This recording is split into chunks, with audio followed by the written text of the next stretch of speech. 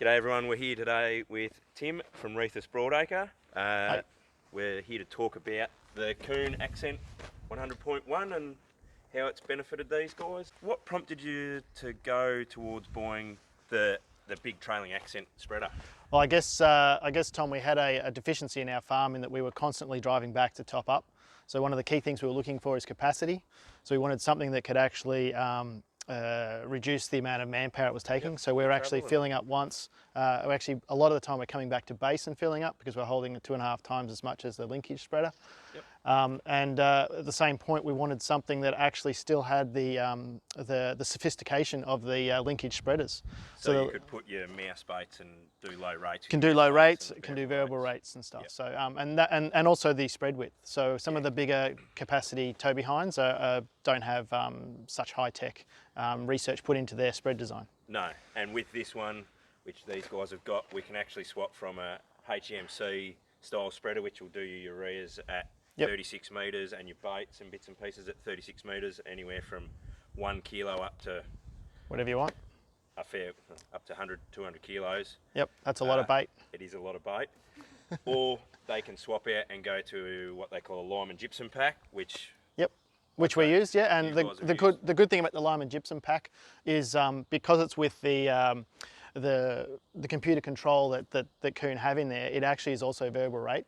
So it's very easy just to bolt it on and put a variable rate map in and just start variable rate gypsum. Whereas some of the other models, it's a mechanical adjustment, and so it's not quite as simple. So that was one of the draw cards as well. And we've also had Russell Nichols, I think it was, from AFSA come out when we first set it all up and went over the trays, and it was at 12 metres with gypsum. Yep, it was fine. It was fine, and we've used this HMC style many times and put them over the trays many times before. So I guess that's one of the things, Tom. Obviously, you sold us an Axis 50.1, a linkage spreader. Yep, which we have put over. Yeah, we trays.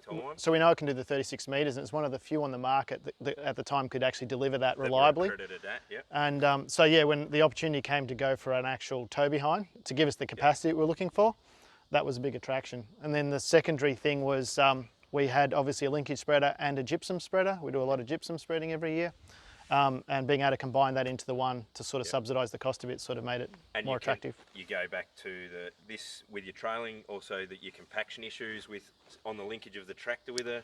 Yeah, that's exactly right, Tom. So as everyone knows, when you've got your spreading unit on the back of the linkage tractor, the weight on the back axle is humongous. Yep. You're only going slow, but then your steering's poor, so you have trouble with guidance control. And then as it unloads, of course, then your tyres are pumping back up and it's levelling back out, but it's an uneven system and it's not very stable. So yeah, this was a great option to go where we actually have something that's fully stabilised and the height's kind of regulated by the tyres a bit better. And yeah. And you guys have put this one out to 3 metres yourselves, which is actually available as an option now. But yep, so we had to do that, and then they realised that was a great idea. So we've followed on with that, which is really good that they're responsive like that too, Tom. Which I guess, how have you found both the service from Belle-Vue and from Kuhn themselves, because they have worked pretty heavily with you? So I guess when we first came out, it had the 2 computers, and then they come out and at no cost upgraded to the upgraded model with the single computer, and also did the because it was the second or third one in the country. Second one in the country. Yeah. So there was a few little teething things they had to play with, but yeah, no, they were good to work with, and they've come in and fully looked over it. We had the engineers out, and they did a full 100-point check or whatever they have to do. We talk about the Belle-Vue experience. You guys have been lucky enough. This hasn't really had too many issues. A couple of little teething bits and pieces, but nothing major. No, nothing major. And like you said, Tom, they're good support too. So they're coming in, and if there is a problem, they're addressing it. Yeah.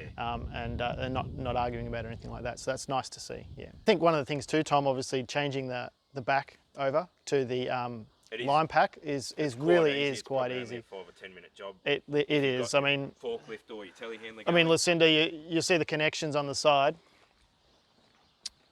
and literally it's a few hydraulic hoses, an electric cable, and a latch, 2-point linkage, and then lift it off with a pallet with the front end loader. So it's really easy, and same, just come and drop the other one back on. So it is a quick job to do, which is nice.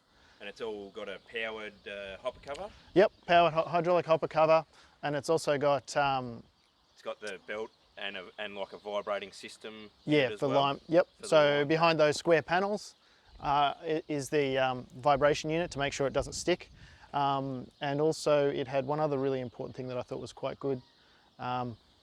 It's got a self-leveling toe, so the toe actually has a pressure in it to make sure that it stays as flat as possible when you're spreading. So, which the hydraulic, something to note, it actually is PDO driven back to its own power pack, which then runs the hydraulics to run off its own power pack system, which is by the PDO. Which is great too, because then obviously you don't have to rev your tractor so hard to deliver the spread you want. You're just having to rev it hard enough to get the hydraulic or pump working properly, and so it's relatively fuel efficient.